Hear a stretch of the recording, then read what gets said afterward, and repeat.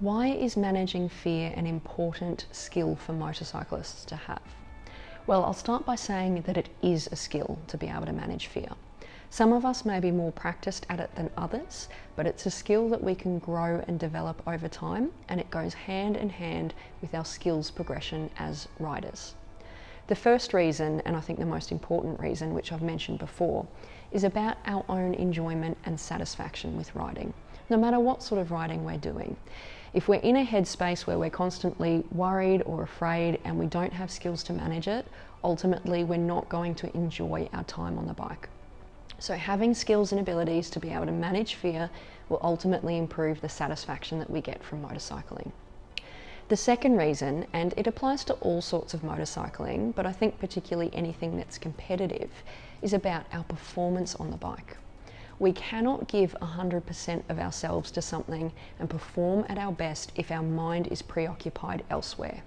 We need to be in the right frame of mind to be responding in the right way to whatever is happening around us on the track or the trail. So having some skills in managing fear will improve our performance. The other reason is about our own safety. And I think, again, this applies to all sorts of motorcycling, but particularly anything that's quite fast-paced or even normal road riding. We need to be in the right headspace to be making good decisions behind the handlebars, especially if we're in an environment where we know there will be uncontrolled hazards like road conditions or other road users, and we need to be able to respond to things rationally and sensibly in a cool, calm and collected way. We've probably all heard the saying, you don't ride if you're hungry, angry, tired, or under the influence for that matter, because we know that our judgment would be impaired and we would not be in the right headspace to be making the right decisions for our own safety. The next reason also relates to safety, and that's if we can exemplify good control of our emotions and the ability to make good rational decisions, that we can help to create a culture of safety in our community. We can exemplify to other riders, and especially new riders, what it looks like to have good attitudes about being safe on the bike. The next reason is about our own participation in motorcycling.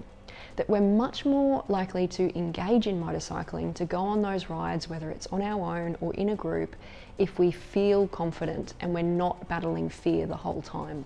We'll get more enjoyment out of our motorcycling and we'll feel more inspired to go motorcycling more often. The other reason is about our own skills development. We can't really develop skills and acquire new knowledge if we're in a space where we're very anxious or we're worrying about everything that might go wrong. We need to be in a calm space to be able to absorb new information and practice new skills. We need to be able to push out of our comfort zone to extend our skills, but we don't want to do that in a way that's leaving us terrified. And the last reason, and I think that this is a reason that applies not only to motorcycling, but like a lot of things in motorcycling, is a good life lesson, that it's also about our own self-growth. We can prove to ourselves that we can develop skills to be able to manage fear and try new things and push ourselves out of our comfort zone. And we can do this in a way that's really safe and fulfilling. So what are some things that we can do to practically improve the way that we manage fear? Well, stay tuned. We have a few videos coming up that'll provide some advice. In the meantime, if you've got any thoughts on how you manage fear on the motorcycle, pop a comment down below.